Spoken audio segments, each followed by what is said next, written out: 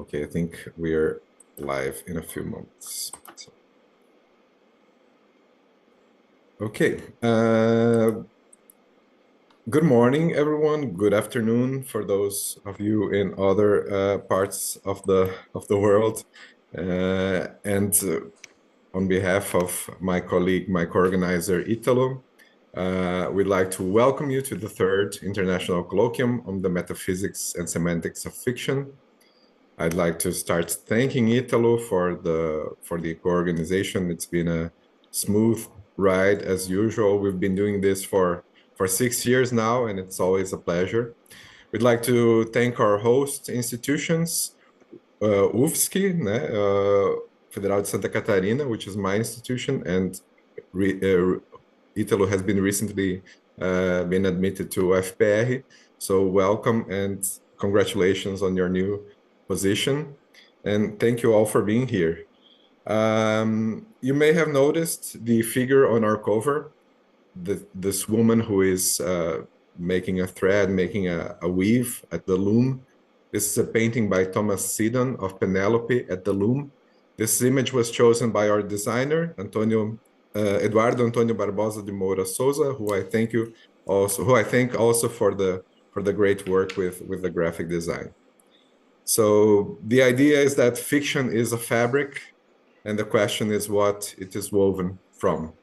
On some accounts gathered here, it is a patchwork, fictional and non-fictional content stitched together, fictive utterances, assertions, declarations, invitations to make believe, threads of different illocutionary force running side by side into a single cloth. On others, the weave is metaphysical rather than pragmatic. The warp and weft of fiction cross entities of radically different sorts, concrete authors, concrete texts and performances, and abstract social institutions, conventions, and practices that license them. So much of what we will argue about over these next 3 days is, in the end, a disagreement about that textile. What strands are load-bearing, which are merely decorative, and whether there is anything at the center holding it all together. What strikes me the most, looking at the 3 days ahead, is how many directions the philosophy of fiction has now reached and can now reach.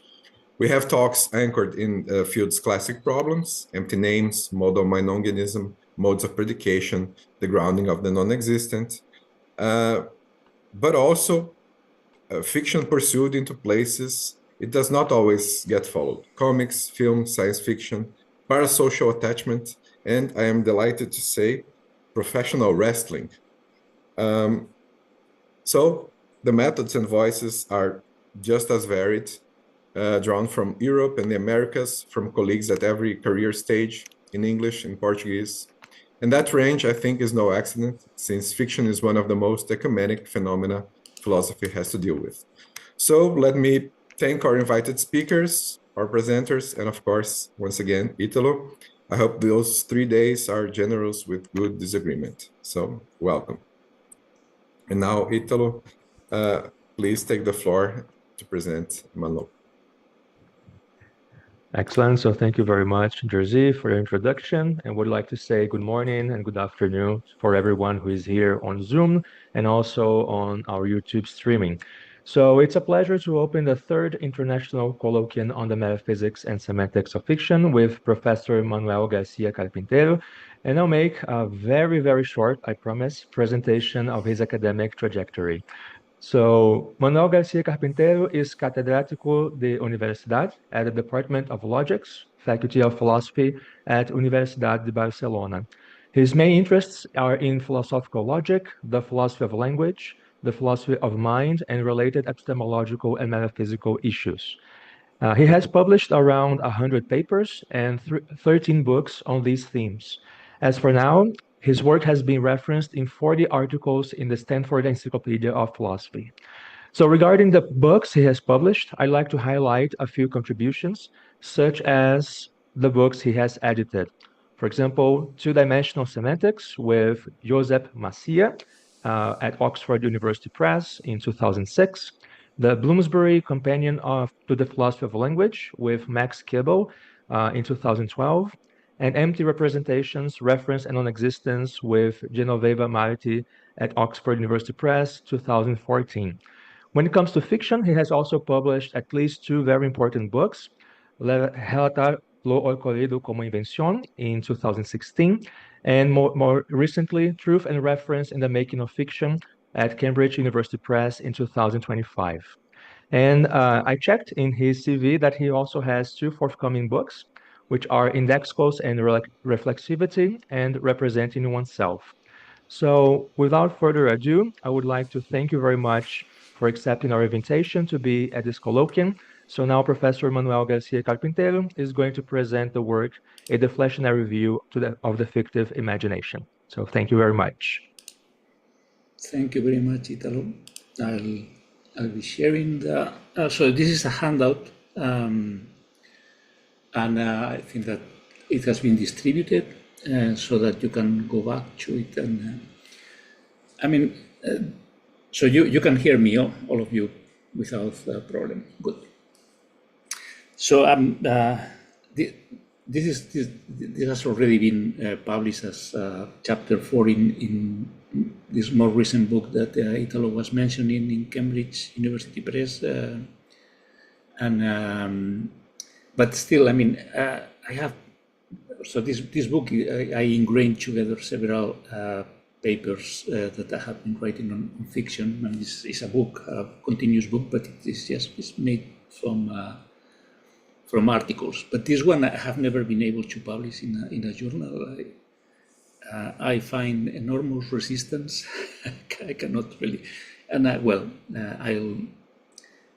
still plan to try to publish it in a journal. Of course, it will have to be in a different shape than the one that it has in the chapter in the book.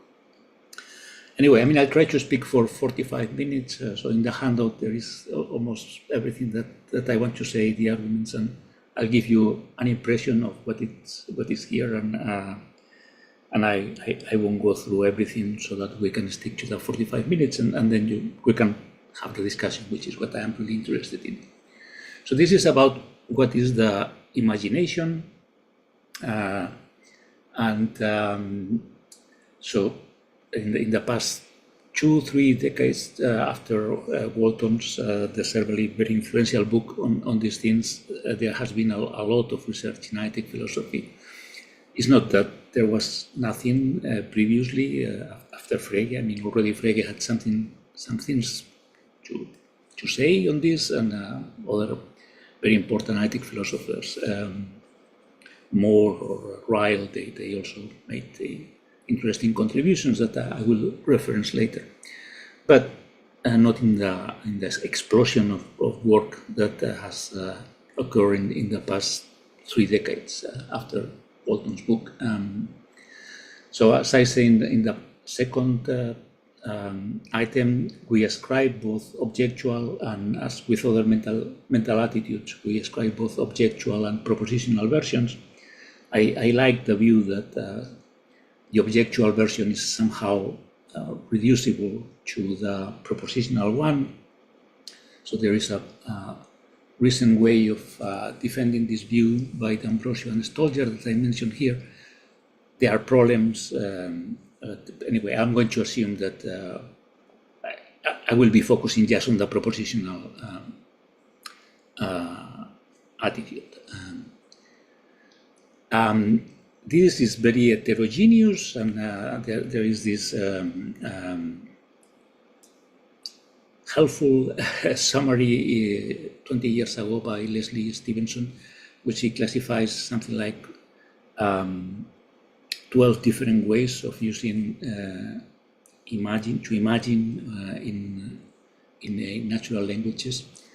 I think that this is compatible with one of them pointing to a privilege form, which is polysemous to many degrees, and so this is my assumption that in fact that the imagination is I would say it's a good bet to assume that it's a natural kind, like other psychological kinds, fundamental psychological kinds like belief or desire. But given this proliferation of different ways of using talk of the imagination, it's good to restrict to a paradigm case of that.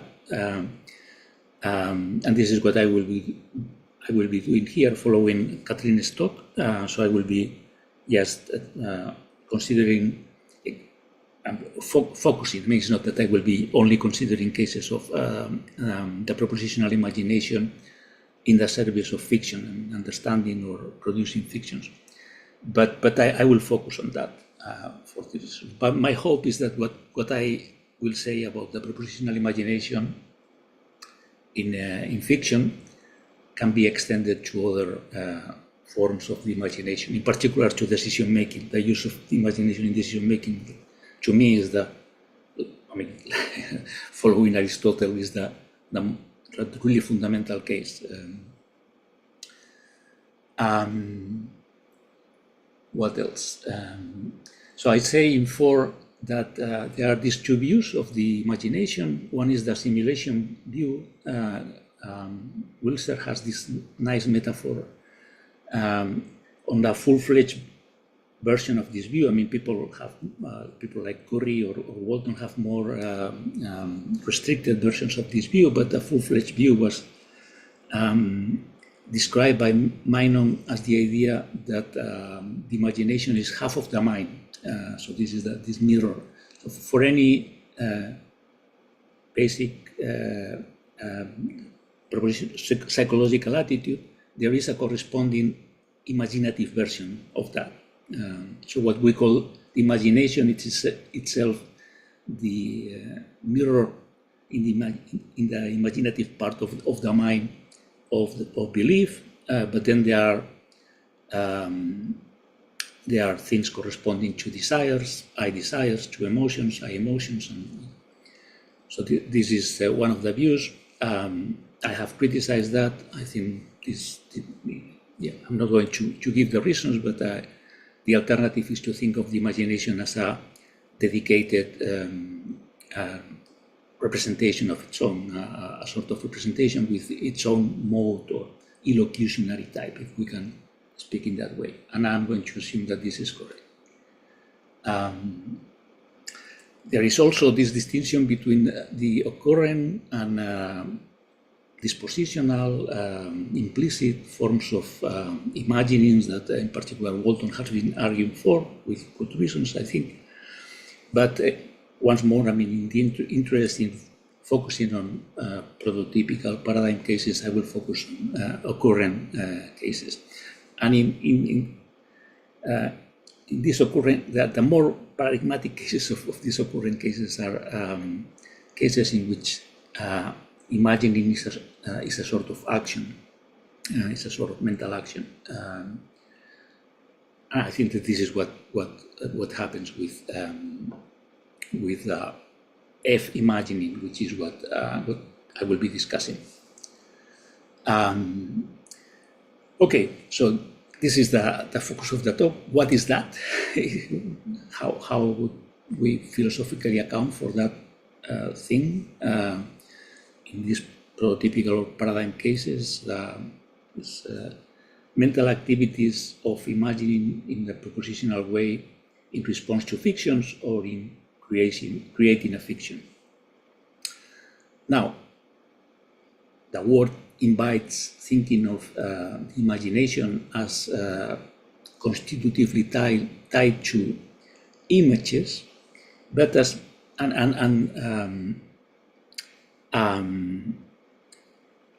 some of the people, I mean, it's the most natural. If you want to have a robust notion of imagination, it's natural to try to tie it to images.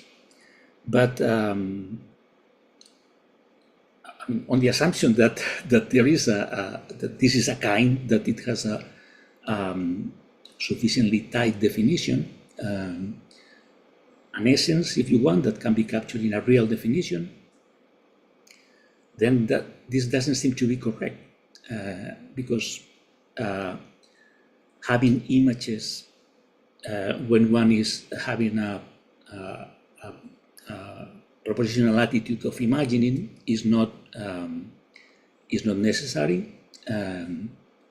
So a fiction can put forward the view that the Spanish social security will be bankrupt in 10 years' time. We can imagine that, and at least I am unable to, or any image that I can put there that can accompany my imagining that kind of thing is irrelevant. It's clearly it's not constitutive of that activity. Van Leuven has this very nice example of imagining that elves live forever. As he says, if we want to associate this with images, we are not going to have sufficient time for doing that. It's not sufficient either, because you can associate images with other mental activities that are not imaginings in the relevant sense. Like, for instance, beliefs. You can believe with images. You can desire with images. Anyway, so although, as I say, the people who have been all these years trying to find some substantive, interesting, robust notion of the propositional imagination have been linking that with images, as they acknowledge. I mean, so Peacock just says, I'm going to essentially, he argues that images are essential for imaginings, but he restricts the relevant imaginings in such a way that the claim is uninteresting and not good if one is really trying to defend the suggestion that the propositional imagination is a natural psychological kind. And yeah, I don't understand the case of Amy Kine, who defended this view 20 years ago. And she still somehow seems to, she acknowledges all these counterexamples, but she seems to do that at the same time that she wants to say that still somehow images are required for imaginings, and I don't really understand how. Anyway, so what can we say about the propositional imagination as philosophers? And what I want to defend here is this deflationary view. I mean, deflationary is not my choice, but all these people that I have found presenting this material that really resist and hate really this sort of view, it's the word that they use is deflationary or minimal. But this is the view that all analytic philosophers defended before Walton. Pre-Walton, all analytic philosophers in particular, I mean, I was imprinted, I should say. The first book that I really studied on these topics was Nicholas Wolterstorff, in my view, wonderful book, Walls and Works of Art. And there he articulates very nicely, in the most nicely way, the view that I want to defend. But this is what all the others that thought about or wrote about the propositional imagination in analytic philosophy took for granted or said explicitly. I have I think almost exhaustive catalog of people, Moore, Ryle, Margaret MacDonald, who also has great papers on these things, Alvin Plantinga, Scruton, White, of course, Wolterstorff. And there are still some people, all these people like McGinn or Carroll who defend this view. The view is just that the propositional imagination is just the attitude of entertaining or considering a proposition. Just that, something very easy to understand. It's very important here, however, not to confuse this view with another way in which this notion of entertaining is understood, which is the view in which entertaining is being related to a content. So that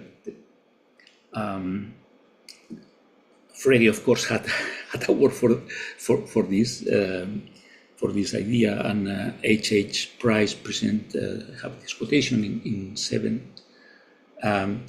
This is not what I am claiming, because of course this notion is part of any propositional attitude, and if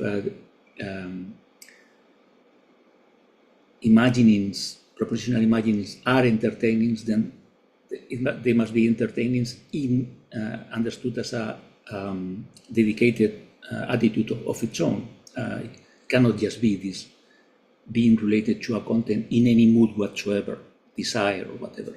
In fact, I think there are very good reasons to think that, as for instance, Fabian Dorsch defended, or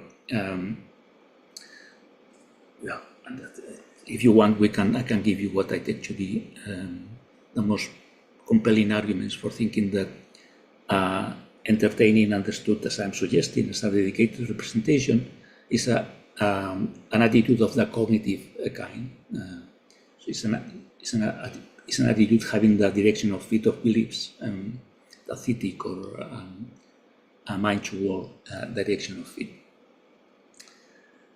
So this is the view that I want to defend, and my defense is I think that this is the most simple and easy to understand account of what the propositional imagination is, and what I do in defending, and so clear and obvious, and that this is what all these philosophers took for granted, or in some cases tried to defend it, but there was so little resistance that they said, in fact, if you read the Wolterstorff book, he just says very little. He just claims that what is it that we are doing in understanding fiction or in considering a fiction to put it forward for other people? We are just considering propositions. So my defense will be just to consider the arguments that have been put forward in the literature after Walton. My suspicion is that, so Walton has an argument here at the beginning of in the first chapter of his wonderful book, Mises as Make-Believe. He considers this view and rejects it. He mentions Wolterstorff in particular, and he provides an argument against it.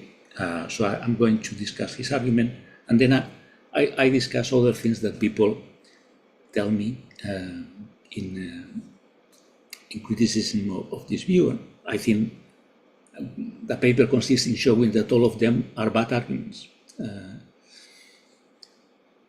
Okay, so let's go through that. I mean, I don't have a definitive reason to think that it was Walton who was responsible for this turning away from this view. But so one reason is that two of the best writers on the imagination by my appraisal in the recent work on this, Fabian Dorsch, unfortunately late Fabian, and Margarita Arcangeli.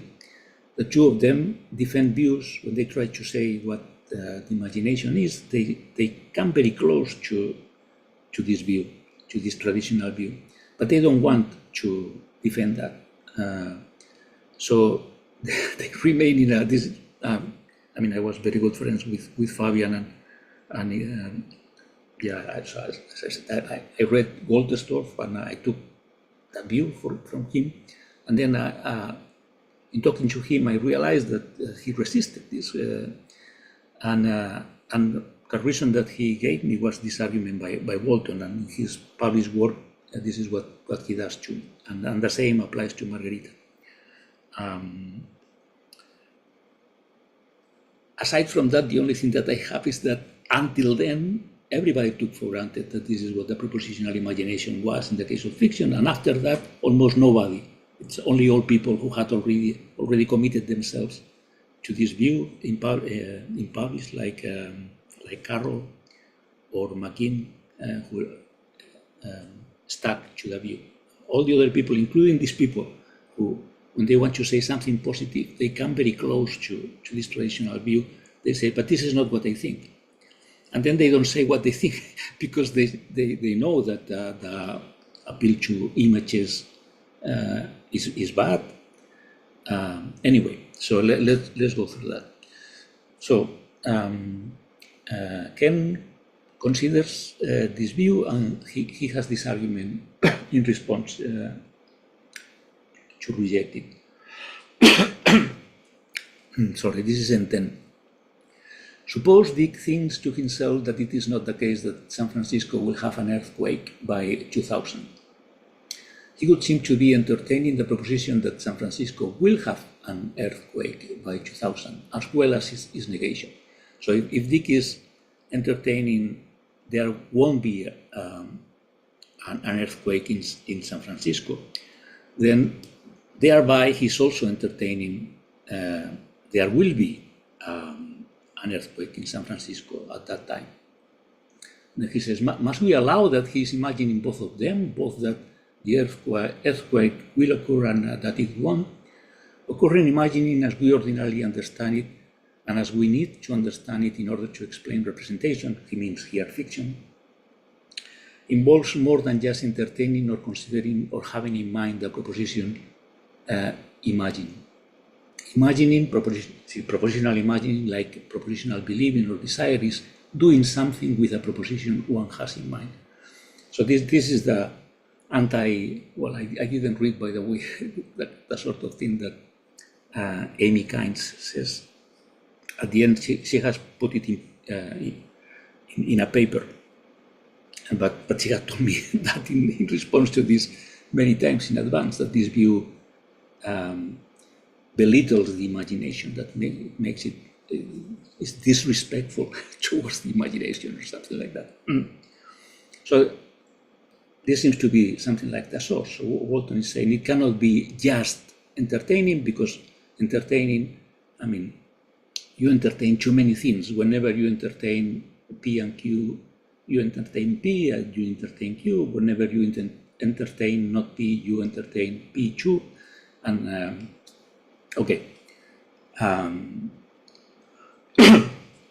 So the first thing I want to say here in response to this is that he's assuming the relation to content view of entertaining, Walton here. Otherwise, the argument doesn't work.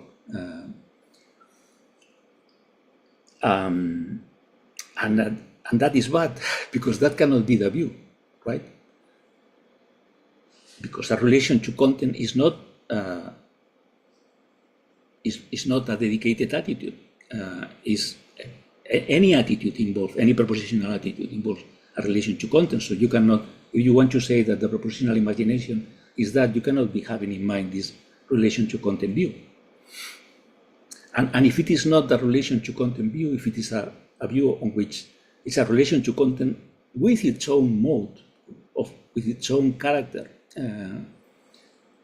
with its own action-like character, then it doesn't follow that whenever you represent not P, you represent also P.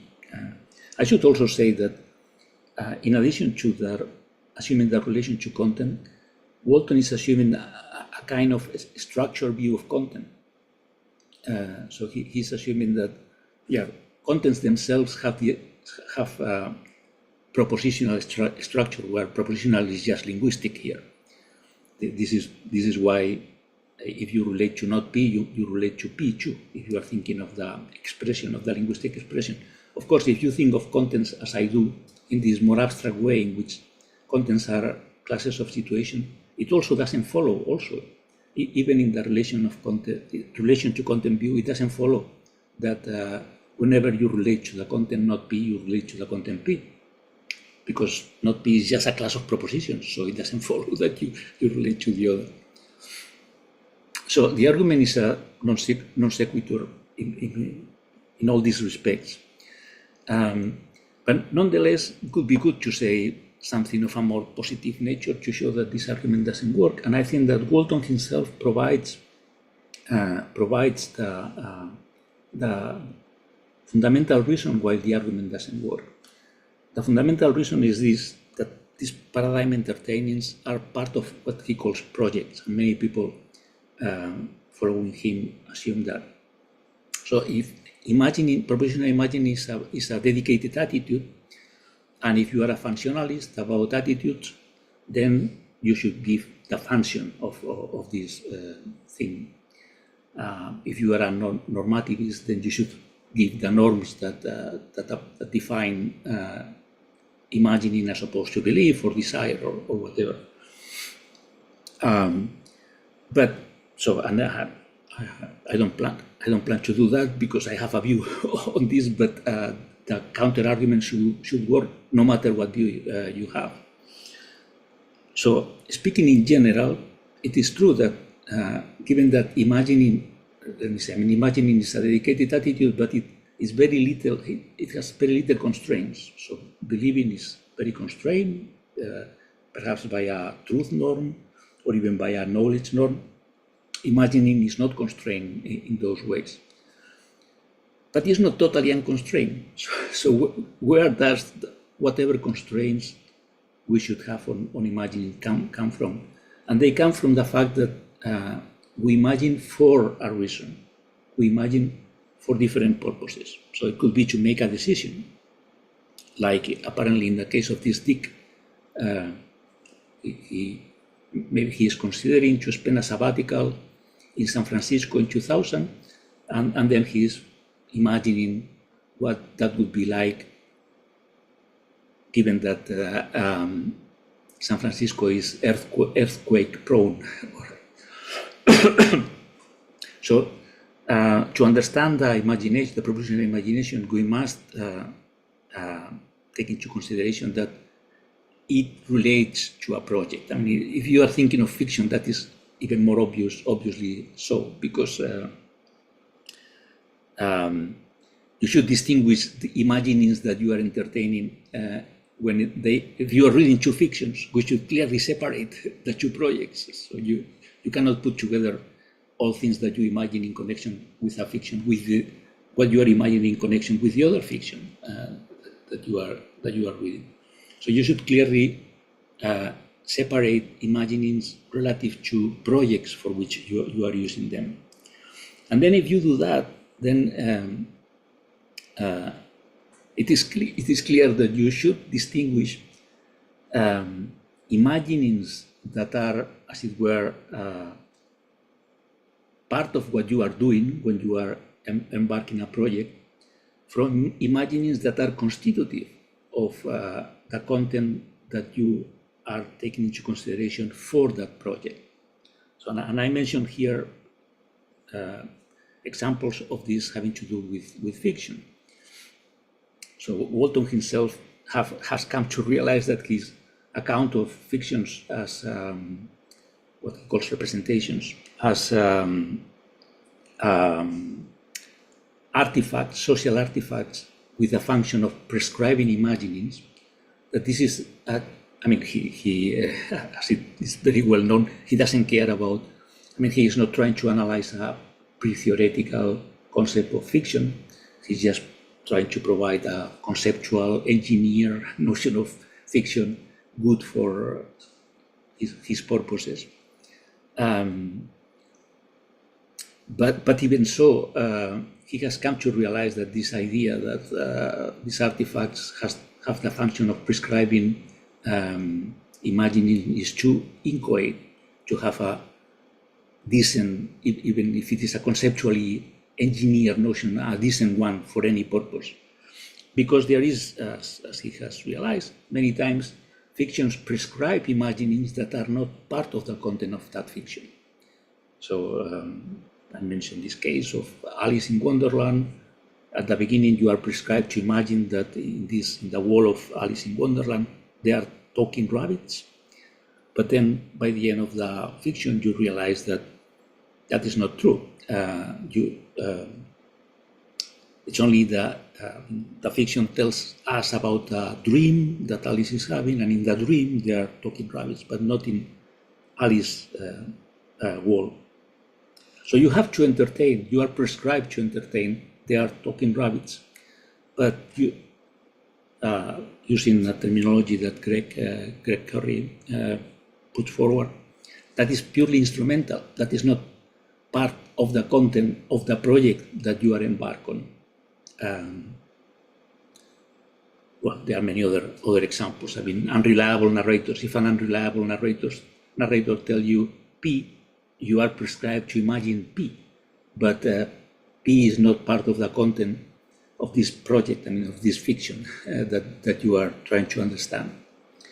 Okay, so with this distinction, it's obvious that the argument that Colloquium provides, if it was not obviously before, with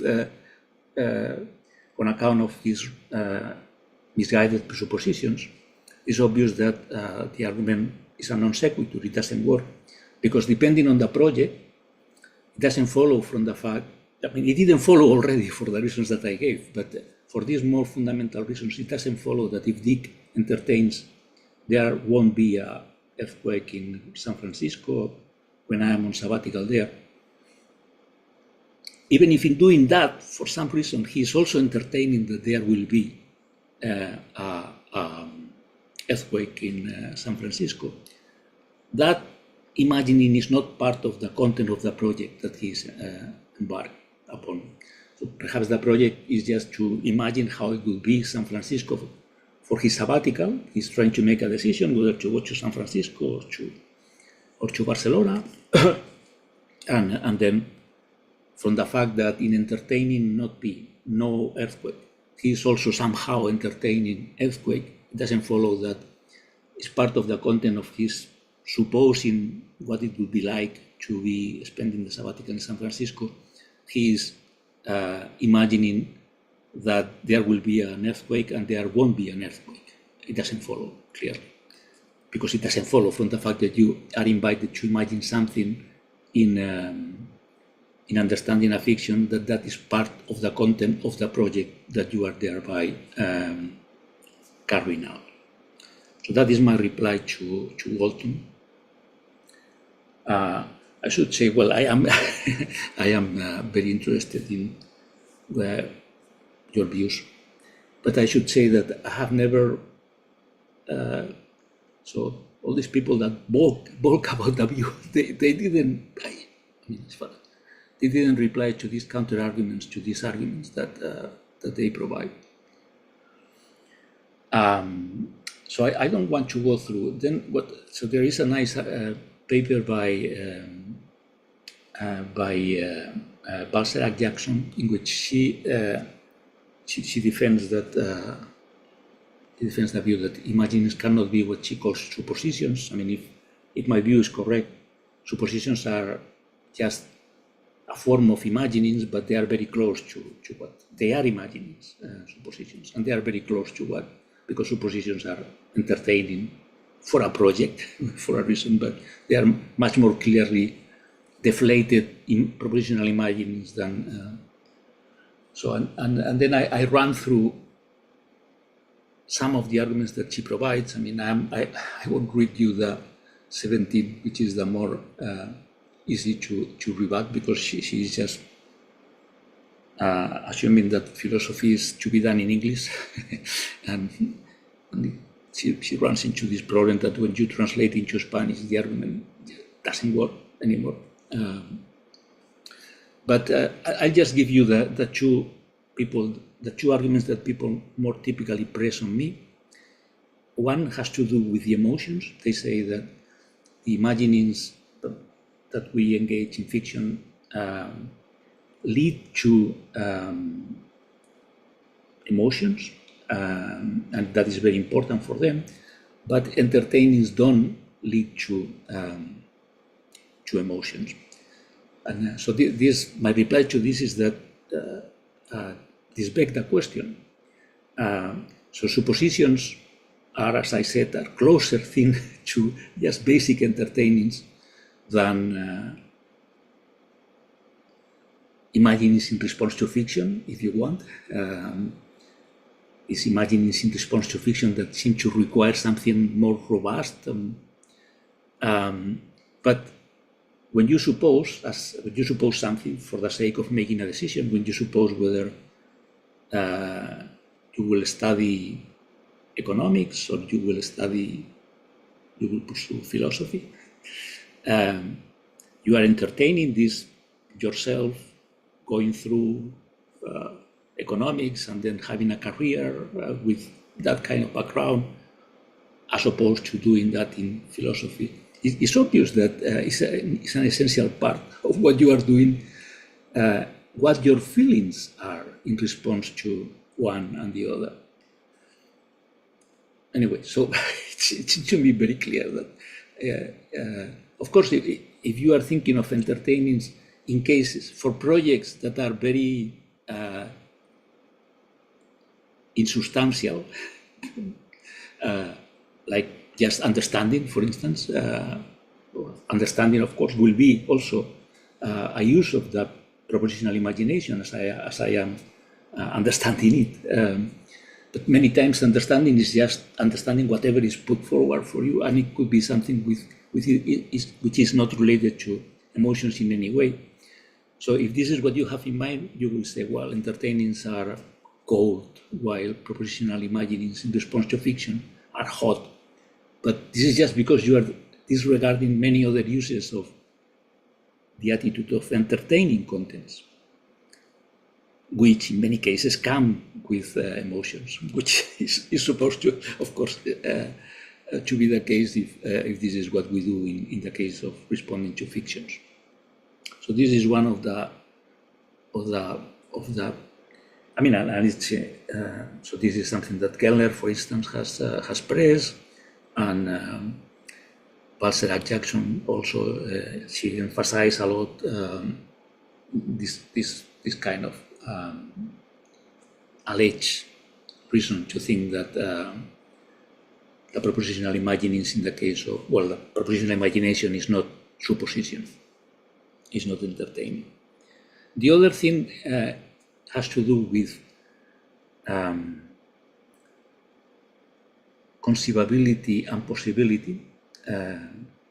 So they say something like what I mentioned in 21. They say imagining is what leads to, what provides meat to this argument, this Cartesian argument from conceivability to possibility. But obviously the argument wouldn't work with entertainings, because obviously it doesn't follow from the fact that you can entertain a content that content is possible, because obviously you can entertain a straightforward contradiction. There is no problem in entertaining. I mean, yeah, as I said, understanding is a form of the propositional imagination understood in this deflationary way that I am subscribing. So if you consider any straightforward, clear-cut contradiction, P and not P, you can entertain that without any problem. So it doesn't follow from the fact that you entertain a content that content is possible. So they say. So, but again, I think that this argument is begs the question clearly, because all these people who have tried to argue for moving from imagining to possibility, like Stephen Jablo, Dave Chalmers, all of them, first thing that they say, they acknowledge that you can imagine contradictions. So they say, or metaphysical impossibilities or whatever. So they say it cannot be just imagining that we need. It has to be imagining plus something more, as Walton says. And then they go on to say what something more you need for your imagining to establish possibility. And of course, you can do that with entertaining too. So you can say entertaining by itself, it doesn't establish possibility, because you can entertain things that are impossible.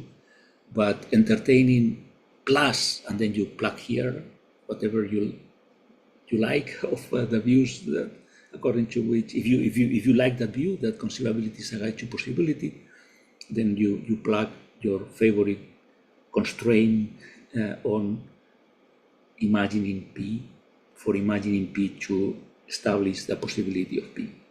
You plug that to entertaining, and in principle it should work equally well. If it works for imagining, it should work for entertaining too. So at least this is what I suggest. So I think I will leave it here. So I take this reply to be independent, as I said at the beginning, of your own view of what this attitude, this dedicated attitude, propositional imagining is. This is why I don't want to commit myself to any. So if you are a functionalist, so you go to Anthony Everett, 2013 book, where, by the way, I mean, he doesn't dare to say that he is defending this view. I mean, in this case, in this Merel's seminar, I had the opportunity of asking him, here you seem to be saying that the propositional imagination in response to fiction is just considering or entertaining. Why don't you say that? And he said, well, no, it's not very popular, but yes, this is what I think.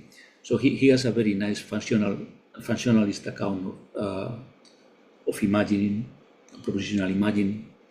I myself prefer normative views of all attitudes that are a part of our rationality, and of course, I mean, given how wide entertaining is the norm that you can provide for imagining in general, it will be very wide, very uninformative, like what Urmson suggests in this quotation. But then remembering that imagining comes with a project, then you can find more substantive, more interesting norms when you specify the relevant project. So if the project is making a decision, then you can go to provide more detailed norms. And there are several people, if you are interested, I can give you references. There are several people who have recently written on this and come up with norms for imaginings, for specific imaginings that, norms for global imagining, but that would be something very uninteresting. And then norms for local imaginings, as they say, for imaginings in response to or to conduct such and such projects that are interesting. But as I said, this should be independent. I mean, the discussion here should be independent of your own view about what this attitude,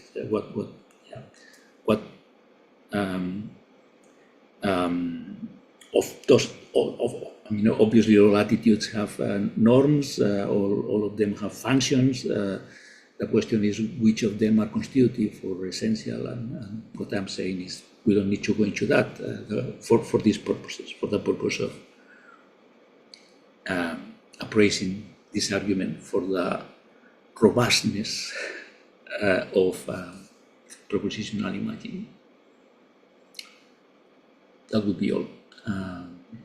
So the only thing perhaps missing is that the main positive argument for this for this view, the only positive argument is that many people would like to have the imagination as a basic, a fundamental attitude.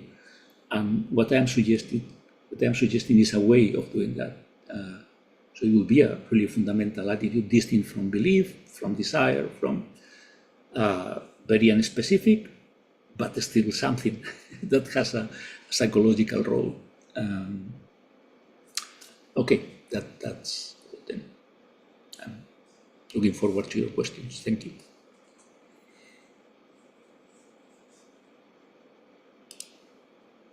Excellent. So thank you very much for your presentation, Professor Garcia-Carpintero.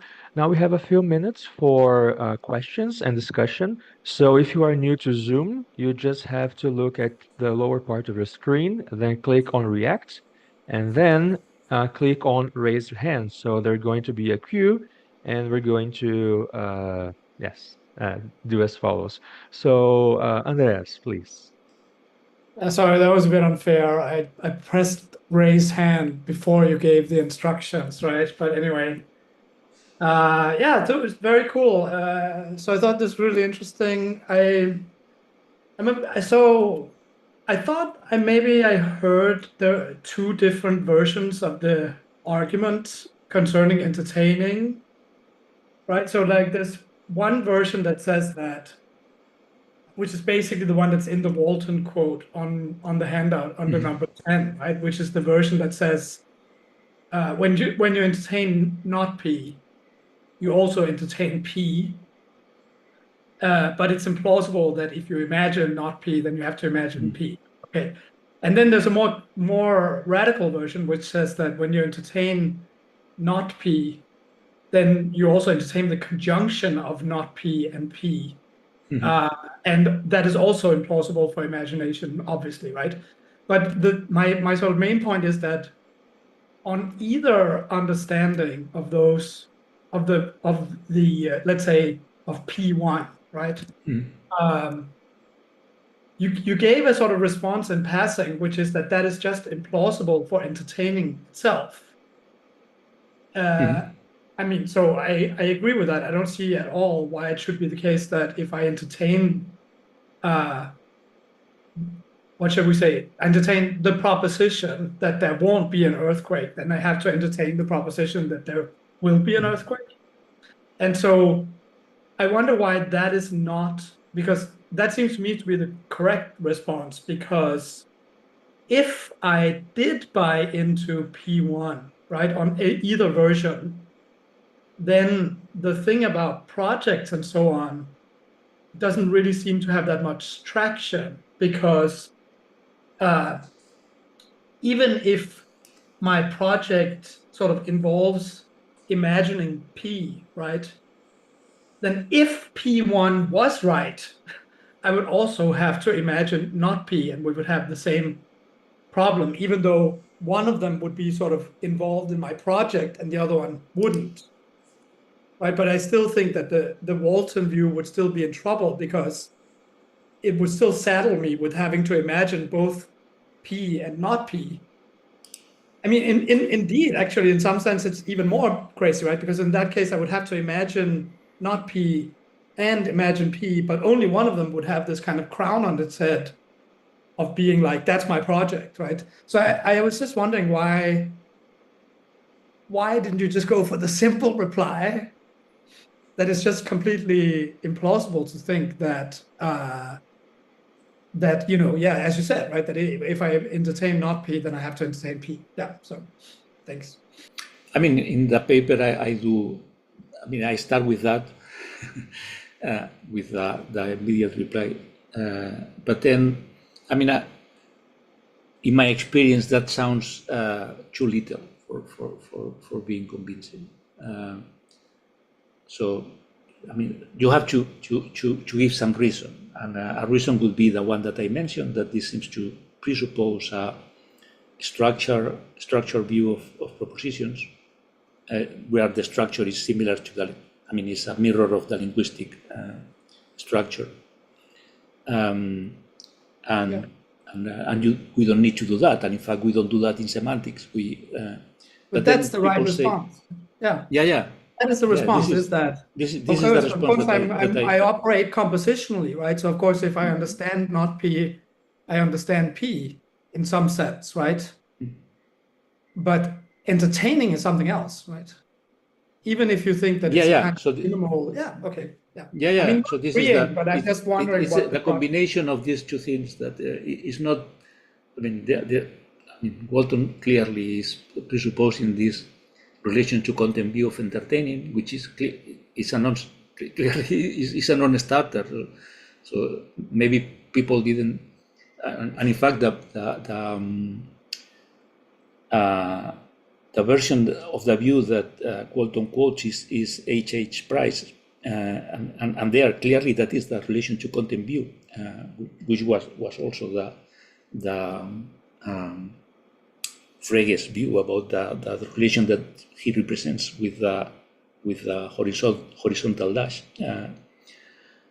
So you have to do this combination to say, well, but entertaining, if we are going to identify the propositional imagination with entertaining, it cannot be that. It must be an attitude of its own, even if it is a relatively abstract one. It's an attitude of its own, and then it doesn't follow anymore that. Yeah, but still, I think that you could also add the other part about things that you imagine being purely ancillary to the project for which you are imagining. Because people insist, well, okay, but even if on some sense of what propositions are, their structure, and on some sense of what the dedicated attitude of entertaining is, it may follow from your entertaining not P that you entertain P2, and then what? Then you are stuck with even if it is only relative to these views that you obviously are not going to accept, but and then I think it's good, or at least helps with some people to say, but there is in addition this, that putting aside all these issues about propositions having structure, or it's still the case that you imagine for some purposes, and it could be that even if I grant that I imagine, as you said, in some sense, when I imagine not P, in some sense I imagine P, the sense in question is not one that leads to my granting that the project is going to have a contradictory content. Not at all, because the relevant sense could be one in which the imagining is just ancillary or auxiliary or instrumental or whatever. I mean, one very small, yeah, I mean, I agree with that. I don't think, I mean, independently of all of that, right? It's just not the case that if I entertain not P and I entertain P, then I necessarily entertain the Yeah. You are totally right, and I also make the distinction between the. I mean, in the handout, I went almost immediately to entertain not P, then entertain P, then entertain P and not P. But all those are steps that can be questioned. Yeah. Excellent. Thank you, Andreas. So, Pedro? Right. Thank you so much for the talk. I have two related questions, mainly to what the imagination on your account has to do with knowledge. I'm not an epistemologist, so I don't really know what knowledge is, but supposedly has to do something to do with propositional attitudes. Suppose that I imagine something like my dad is like flowering the garden or something. And my dad is actually doing that. In that case, when I entertain or imagine what my dad is doing, it just so happens to be the case that my dad is actually doing that. Is my imagining that sense the very same as knowing that my dad is actually doing that? Or are they not related at all? And it just happens to be that my propositional attitude, P, my dad is flowering the garden, is just accidentally related to the knowledge that my dad is flowering the garden. So that's one question. And also my other question is, I was wondering if we can have an even more deflationary view. I mean, you seem to not want to reduce imaginings to beliefs, but there are many people out there who think that if we adopt a possible world semantics, we can take beliefs to be beliefs at possible worlds. And I was wondering what you think of the idea of imaginations are just beliefs at the possible worlds in which the belief is true. So, like, if we imagine that there will be an earthquake at any point in time in any city in the world, when it just hasn't been one, we're simply having a belief about a possible world. So I just wanted to have your opinion on those two things. Thank you. Yeah. These are also very, very good and pertinent questions. Knowledge, I tend to like Williamson's view that is an attitude of its own. I mean, one could say that is just the excellence of belief. So it's just the case. I mean, if you have this more normative view, then then belief could have an ideal, as it were, and the ideal is the case in which the belief in question is knowledge. But I mean, even being clear that we are speaking about entertaining as a propositional attitude of its own, I would be prepared to say that knowing P, just as believing P, entails entertaining P. So you are also, I mean, entertaining P is even in the attitude sense is somehow part of knowing and believing. So that would be my, but even if that is so,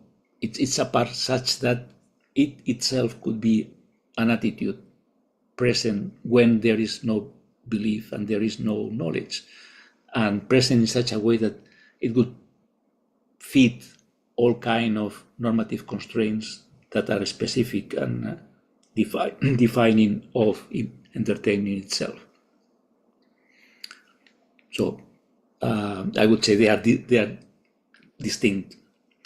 The other thing, in fact, I have come to believe that, I mean, I have this paper from 2013 in which I defend that imaginings, propositional imaginings, are a kind of directive, and the norms that define them, given that I have this normative view, would be norms for directives. So in fact, I battle with, because there is very little literature on norms. There are hundreds of papers on the norms for belief, but there are almost nothing on the norms for orders or desires. And so and that was good, but then I realized that the way I was led to think that the propositional imagination in the case of fiction is a kind of directive is misguided, utterly misguided, because I mean, I was just thinking, Greg Corrie has this account, Grecian account, in which fictionalizing is a kind of invitation to imagine, and then I took invitation, and invitation is a conative attitude, so it must be a conative attitude. But this is a fallacious and bad argument, because reasoning this way, you end up saying that all attitudes are desire-like or conative, right? Because belief is also an invitation to, or sorry, an assertion is also an invitation to update the common ground or to believe, and then belief also could be a kind of conative.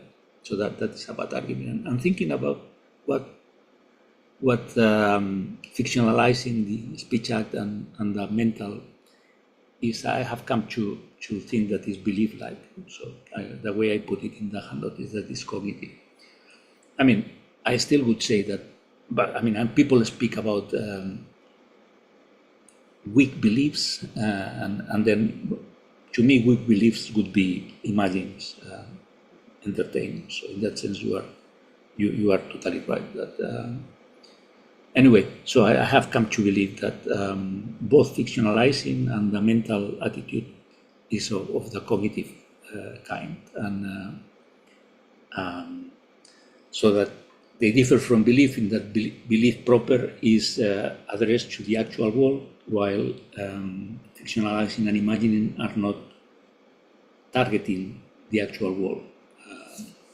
So Predeli has a very nice formal semantics very early in the 1990s, in which he described what I would call fictionalizing in that way. So they perform a kind of shift from what you assert you are targeting. What you say is to be evaluated at the actual world, but when you fictionalize, you shift the world to which, with respect to which what you say is going to be evaluated for truth to the, as it were, the fictional world. So yeah, I would buy. I don't know exactly what you have in mind, but I by something very much like what you were describing. Excellent. So thank you, Pedro. Enrique? Yeah. Well, thank you, Manolo. I sympathize with the proposal. I believe that propositional imagination cannot withstand a stronger characterization. And my question is related to Andreas. So, entertaining seems to require understanding a proposition. So, what distinguishes entertaining from merely understanding or conceiving a proposition beyond its relation to a project, or imaginative project? Yeah, no, nothing. This is understanding is.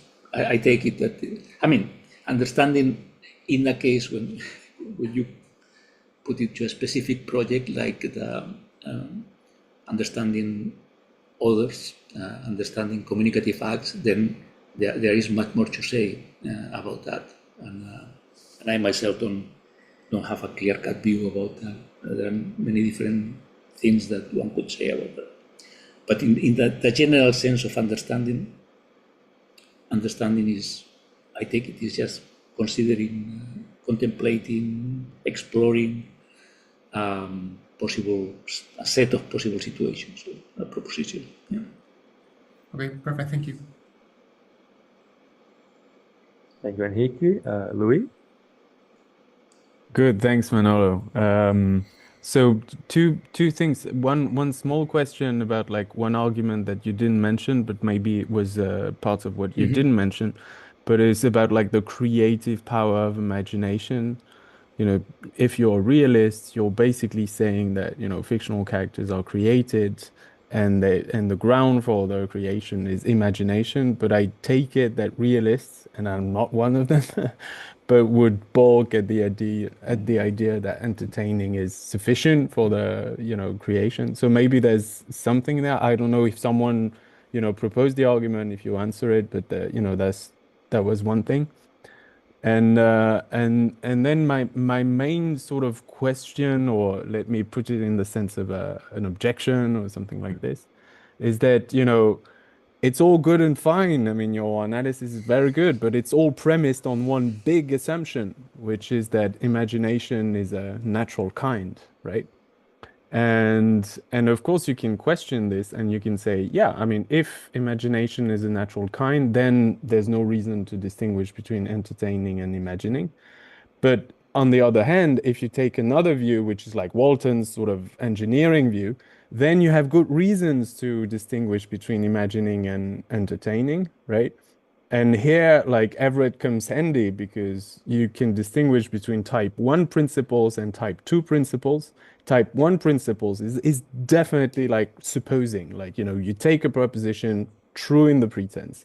Whereas type 2 principles and also type 3, it's sort of guided imagination in the sense that you need to track something in the world and that makes something true in the pretense. And so here you have a functional difference that maybe is what people mean when they want to distinguish between imagination and entertaining. So that would be a way of, you know, sort of a charitable way of looking at the ones you oppose, saying like, yeah, but they have reasons to distinguish. But of course, if you're tracking like natural kind, you just like deflate everything and you know, equate things that people would like to differentiate. Good, very clever, interesting things too. But I mean, for the first, again, I mean, when people speak of creating fictional characters, maybe they think of something really momentous and creating. But I mean, to the extent that I am a realist, I'm not in the end, but first sight, I don't have any problem with. I don't have any problem with acknowledging that language leads us to naturally quantify over something like fictional characters, and in fact, there are very nice ways of putting flesh on the idea of what things are. I mean, what Andreas says about this, I mostly buy it, and I think that, well, he will present something of his views, and so kind of, I mean, just by entertaining propositions involving what Campbell calls trading on identity, something, this kind of anaphoric links between, I mean, you keep calling someone with the same proper name through the same, then you are assuming that, yeah, it's the same thing that you are talking about, or if you use pronouns in a particular way.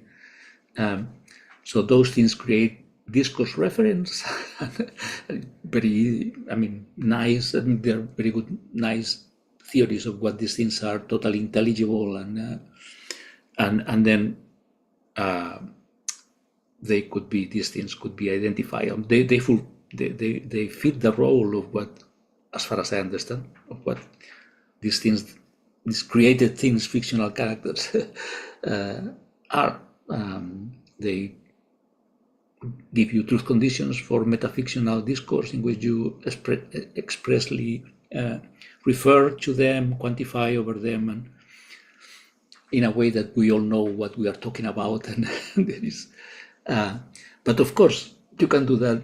You don't need anything mysteriously robust with just by entertaining these propositions that have these semantic features. So, yeah, anaphoric links or whatever, a nice semantics for that would have you considering relating to these entities, discourse character. So yeah, I don't see why, how I mean, I should say, I mean, I'm really on the I really sound very dismissive about this argument, so I'm not, maybe I'm discouraging that maybe many of you would have the same kind of attitudes that critics of this view have, but I'm just discouraging you to criticize me just by using this dismissive language. But really, I mean, is that what I encounter typically at this kind of appearance to mystique, something like that. I mean, this creation creates something. How can just merely entertaining, well, to the extent that I understand creation of fictional character, this is something that is done by entertaining propositions, period. And then other things, I simply don't understand what other views, I mean, you say, well, but fictional characters are something more. Okay, well, tell me what they are. I mean, I still haven't heard any. I mean, I shouldn't be saying this because I'm a committed anti-realist, so I shouldn't defend the realism. But the idea, you know, is if you take the declaration view, there's something performative in the imagination that you shouldn't get in entertaining. That would be, I guess, that would be one road if you want to keep like to the sort of linguistic thing. But again, I mean, yeah, I agree with you that it's all premised on realism. On like whether you're committed to a sort of hardcore realism that these things exist and, you know, they are created and whatever. If you deflate we are this, moving then yeah. Here, I'm just for the sake of being quick. We are moving easily from the mind to language, and of course they are not the same thing. And in particular, this declaration view is not about the mental part of that. It's about the speech act that you perform, the speech act of fictionalizing or whatever. And I agree that, I mean, robust fictional characters are not just things that are envisaged in the mind of the author or something like that, but we really have a sense of what these things are when they are put forward in a sort of discourse by someone with a proper authority, maybe to determine the features of these things or whatever. So, but all that is compatible with fictionalizing being an invitation to entertain. It's just that there is more to, but this more than there is to that is just the thing that comes with this being a speech act, fictionalizing being a speech act, which comes with norms and authorizations, people who anyway. So that would be my And the other thing was about the again. I mean, type 1 is just if I remember correctly, is just the entertaining of what is explicitly articulated in the fiction, and type 2 and type 3 has to do with I would say entertaining what is implicit or what you derive on the basis of different principles of whatever of generation. Again, I don't understand why all of this cannot be described in terms of considering or entertaining propositions. It's just that in some cases you consider propositions that are put forward explicitly by the author, but well, there is this practice in which typically we can take for granted other things that we know or assume about the actual world or things, and we can use them under certain conditions, genres, whatever, to contribute to the content of the fiction. But I don't see why not these things cannot be described with this talk of considering propositions. This is what Wolterstorff does that too. I mean, you need Everett to call them type 2, but he has the same kind of, he takes the two principles from Lewis, and again, he has considerings that are explicitly required by the author and others that come with this. It's a charitable way of reading Walton. So Walton says imagination is entertaining plus something. Then you have a charitable way is just like it's type 2, meaning that it's, you need to grasp some content, but then you have to make the content track some real world, thing of the prop. And then you have a view in which you have a clear distinction, and it's useful because it helps you, building up the content of the fiction. So what more do you need? It's a distinction, But then you say, I don't see why the distinction is. These people, they all say this. So what they have in mind is that propositional imagining in relation to fiction is not entertaining. It's entertaining plus something more. But then when you ask them what more, then what they give you is not convincing, because images that are not always there, emotions that can be there perfectly well with. And what you are saying is that this something more is the possibility of adding to the explicit content on the basis of principles for going from the explicit to more. But first, it depends on the genre. In some genres, you are not authorized to add anything. You are just stuck to the explicit. And in genres in which you are invited to go beyond that, you can have an account of that has nothing to do with the nature of the imagination. It has to do just with genres of fiction and things that they allow or invite regarding going from the explicit to the implicit, or going to the explicit to modify what is explicit and to reject part of what is explicit or anything. Yeah, all of that has, as far as I can tell, nothing to do with providing a more robust account of the attitude that is involved in all of this. You win. I feel. You win. Excellent. Thank you, Louis. Well, my question was very similar to Louis, actually. The only difference is that I'm a realist, so I would have said that proudly, not reluctantly, but I really enjoyed that question. But I still have two broad questions to ask. And first of all, I would like to say thank you very much, Professor Garcia-Carpintero, for your excellent talk. I learned a lot from it. And my first question is there a functional difference between propositional imagining inside and outside of fiction? And here I'm trying to frame the Walton-Derkman-Travers debate. Is there a specific kind of propositional imagining that occurs in fiction? That's question number one.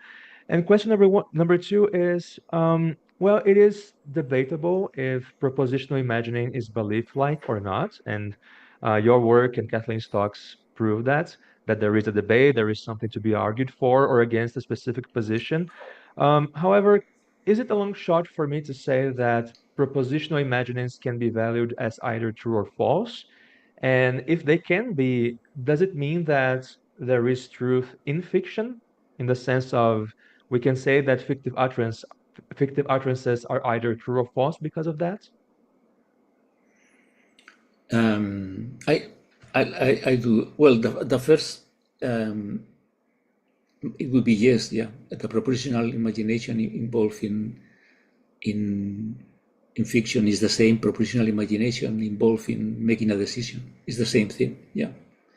I mean, on my view, there is nothing more to say. I mean, it's just, there is this attitude, the propositional imagination, and we use that for different projects. As Aristotle says, I mean, if there, I mean, by the way, I didn't assume that it was it's a natural kind. I didn't assume. I didn't took for granted for that. I think it's a good hypothesis. Yes. In all cases, in all cases in which you take, say, I mean, I'm going to define this on the assumption that it's a natural kind. Assertion, for instance, I think it's good to. It's a good assumption that there are good reasons to. I mean, it's universal. All languages have something like that. Anyway, so the same here. I mean, it's just that to the extent that belief and desire look like natural kinds, if they are natural kinds, belief and desire, they are universal. All rational beings are expected to have beliefs and desires. But same with imagination. Only a hypothesis to make theory on the basis of that. And now I have forgotten what this is. So your second question, Italo, say something little. When it comes to truth values, can we say that propositional imagining that P means that P is true or false? Yeah. I mean, one of the reasons to resist the idea that fictionalizing is a form of assertion, or is a kind of, is you say, well, but authors, I mean, in the case of assertion, you can be wrong. I mean, and this seems to be very important. In the case of belief, you can be wrong, and but in the case of fictionalizing, that is not possible. But that is not the case. So it's true that authors have more leeway, much more than I mean, if we are going to call them assertions or beliefs in the case of the mental side, then we should say, but they are not paradigm beliefs in the sense that they don't target the actual world. They target, there is this shift for evaluation from the actual world to this other thing. And this other thing is such that the author has, given the practice that we have of fiction, a lot of authority on the shape of that. But it's good to know that the authors, we don't take authors to have full authority on the character of the actual world. So we think that many things that authors put forward are not true in the world of fiction. They made a mistake. In the book, I have many examples. I mean, but the trivial cases are, there is this film about the Middle Ages with these medieval knights going to a fight, and then one of them has a Rolex in the hand. So, is this science fiction in which the Martians came to the Middle Ages and gave Rolex to the good knights, or is it just a mistake? And there are no Rolex in the. Typically, we go for the second. But then there is imaginative resistance, which is a much more interesting case, and in my view, is just the same kind of thing. We don't grant. So this guy is saying that killing blacks for pleasure is good, and this Griffiths guy is taking this for granted, that this is what goes on in the fictional world that he's putting forward. But no, he's mistaken. that is, it's not just that it's bad, it's not happening. It only happens in the sick mind of these Ku Klux Klan characters. So yeah, I mean, of course, there is a difference between straightforward assertion and fiction making or fictionalizing, but we can explain the difference so that typically authors have authority on the truth of what they say, truth relative to the proper world. But authors don't have that authority in the case of straightforward assertion. But there is sufficiently leeway to say, no, there is something like truth in fiction, literally. I mean, some things that fiction makers put forward as true in the fictional world. In fact, they are not true in the fictional world, they are mistaken. Yes. Excellent. Thank you for your answer, Elisa.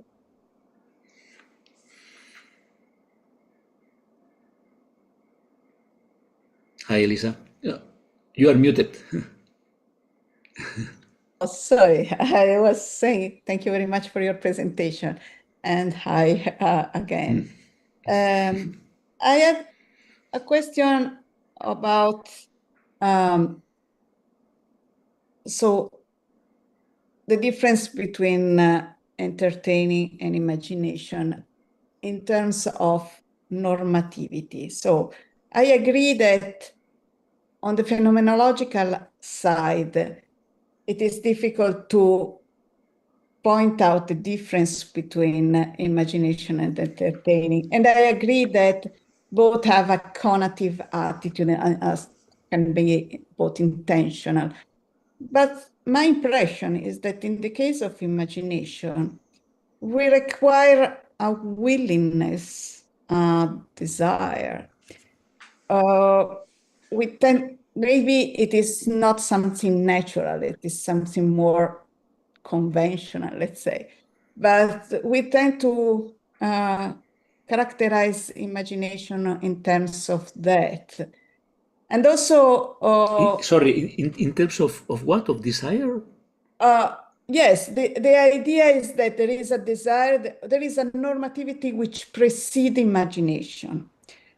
At least, at the very least, it should be a desire.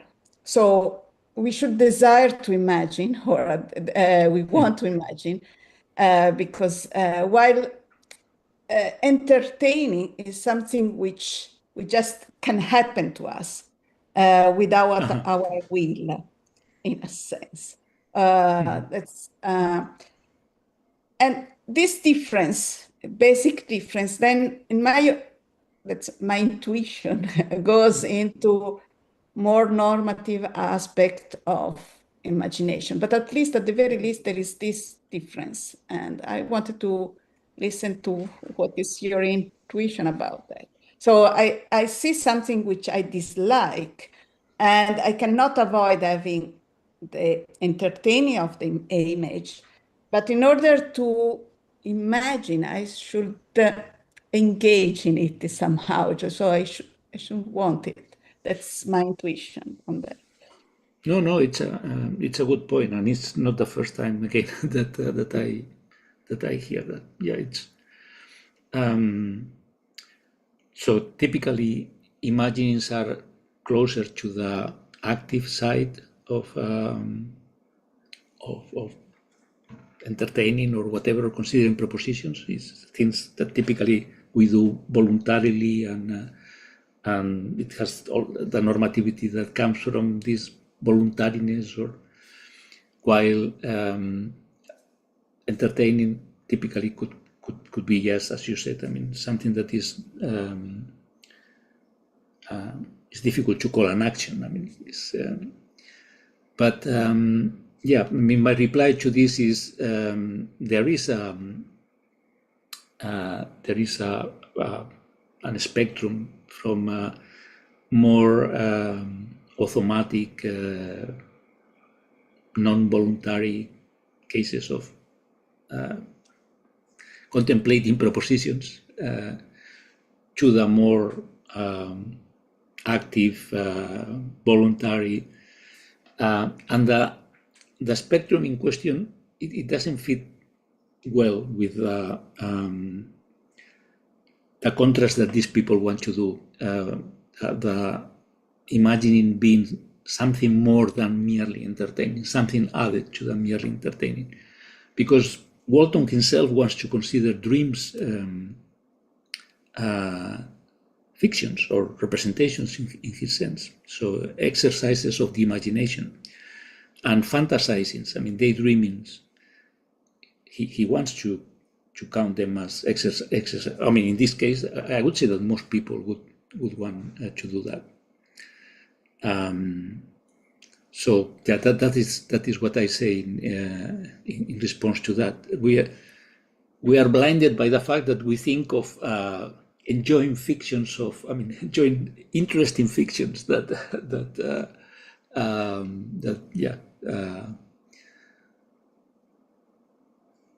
whatever, the new P.T. Anderson film, we go to the theater and we are expecting something interesting, and we put all our attention in that, and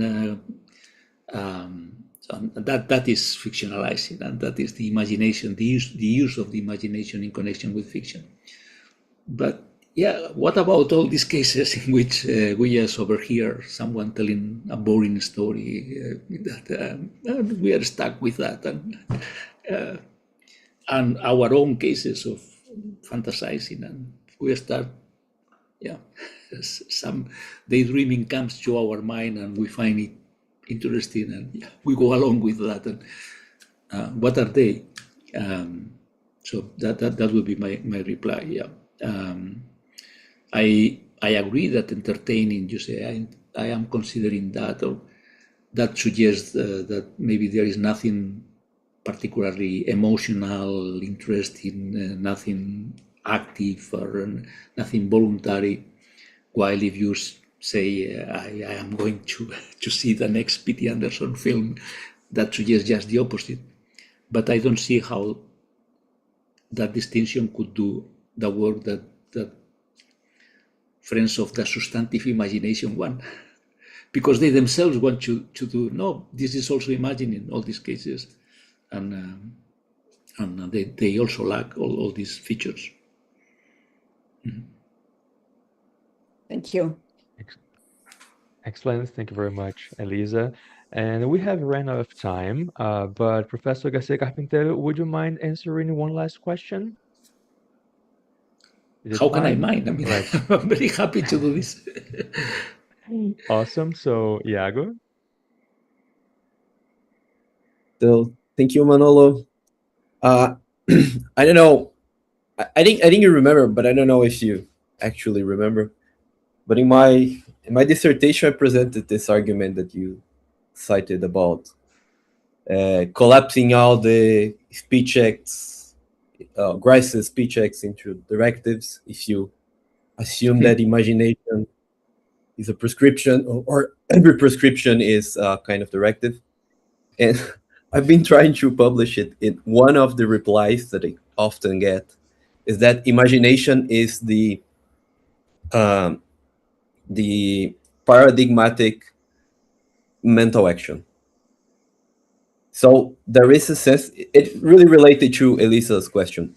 So there is a sense, I'm defending your past self from my past self, in a sense. So there is a sense that we can say that there is a prescription to act in some way when you're prescribing imagination. Mm-hmm. And that would save the directive view of prescription of imagination in a Gricean framework. How would you respond to it? I mean, there is this guy, Ian, whatever, I forgot the last name, which is the one who convinced me more of this, that because he has a paper, he has a paper in which he tries to argue that all speech acts are directives using that kind of argument. So he convinced me indirectly that must be wrong. So I must be wrong. Yeah, I mean, I cannot say much more than I think that argument clearly is not good, because it leads to this and to this. So just because you adopt this Gracian view, or if you adopt this Stalnakerian view that all communicative acts are proposals to update this or that part of the common ground, just on account of that, all speech acts turn out to be directives, and I think that clearly we don't want that. But Grace has this distinction between quasi-imperatives and quasi or imperatives type of acts and declarative types of acts. He recognizes that there is a prescription to act in some way in imperative case. So this we should all acknowledge that I mean, especially the speech versions, the communicative versions, they have, as you put it, something prescriptive about it. Yeah, there is something prescriptive about that. You are inviting your audience to do things good, but that shouldn't be the way of classifying in the basic direction of fit asymmetry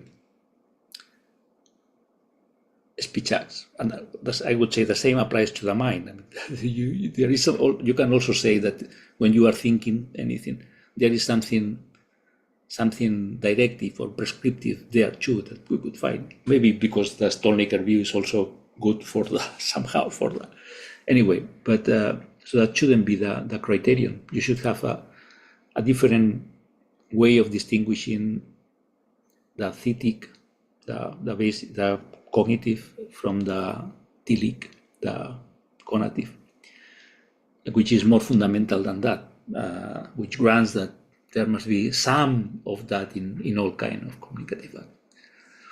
And well, I have a view about this direction of fit, and it follows from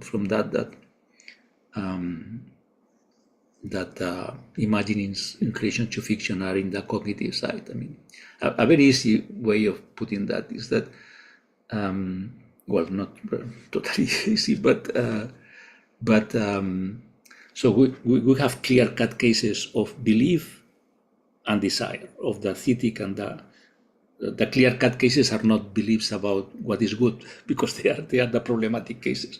They are beliefs about what is going on in your environment and desires about what your body requires from you in that particular cut. And so it's very clear. I mean, in one case, in the belief case, you should reject the belief. It happens that what it represents is not the case. And in the case of the desire, you should reject you should try to make it the case that the content comes to be, if the desire is good. Being hungry, in this basic case. And so once you have this asymmetry, you will find that when you are imagining and deciding in response to what you are imagining, the imagination plays the same role as the belief part, the clear-cut cases of the belief part. So it presents you something for your emotions and desires to respond to that in the way they would respond if it was a belief and not an imagining. I mean, there are also logical, even clearer. So in the cognitive mood, if you entertain in the cognitive mood P, then it would be correct to entertain P or Q in this cognitive mood, right? You believe P, then, and your belief is correct, it's also correct to believe P or Q. But in the conative side, that is not correct. It doesn't follow from the fact that deciding P is deciding something good, that deciding P or Q is deciding something good. It doesn't follow. So there is this logic, which I think that can be explained given the nature of basic beliefs and basic desires. And it's clear that if imagining P is correct, then imagining P or Q is equally correct. Anyway, I mean, this is... I think I agree. Yeah, the only thing to say is that this argument, there is something prescriptive about that, is not good, because then you will have to collapse everything. And this is the argument that this guy, Ian something, which is a very good philosopher, but I have forgotten the last name. You remember that, Andreas? The paper that I mentioned? Anyway. It was in the reading group? No. It's not about fiction. It's a general paper about representational acts. No, I don't remember. Sorry. Anyway, yeah, some other time. I will, some other session, I will put it in the chat. Excellent. So thank you very much once again, Professor Garcia-Carpintero. We are up to a great start for our colloquium, and this is just the beginning. So I would like to ask for us to clap, give a hand to Professor Garcia-Carpintero. No, thank you. Claps for all of you. I mean, I enjoyed it very much, and it was very useful. Thank you. Amazing. So we're going to be back at 1:30 time here in Brazil, GMT -3, and then we're going to have the contributed paper session. And later today at 3:30 p.m., we're going to have Professor Sarah Ockerman from Durham University that's going to present the talk, Parasocial Relationships and Fictionality. So thank you once again for you all being here, and see you soon.